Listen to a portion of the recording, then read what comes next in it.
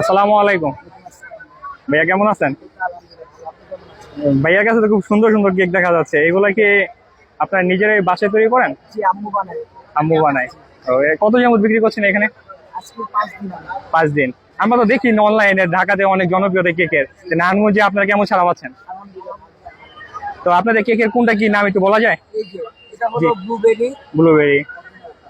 তারপর হলো আমি পার পিস সেল করছি 100 টাকা করে। 100 টাকা করে?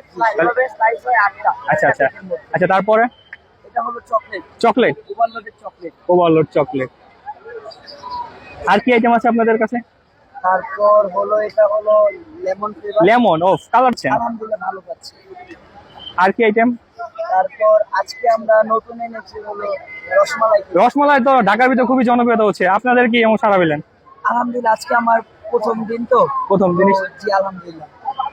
ঠিক আছে, আমি অবশ্যই খেয়ে দেখবো যে আপনাদের কেকগুলির স্বাদ কেমন, তারপরে আমি রিভিউ দিব যে কতটুকু ভালো হয়েছে আপনাদের কেক। আমি ফার্স্ট টাইম হচ্ছে আপনার এই নারায়ণগঞ্জের মধ্যে এই কেক ট্রাই করবো, তো দেখি খেয়ে কি একটা অবস্থা। চকলেট একটা ব্লুবেরি। হুম, আমার কাছে একজাক্টলি ভালো ভালো লাগছে। তো দেখি আপনারা খেতে পারেন, অবশ্যই আমি আপনাদেরকে সাজেস্ট করি।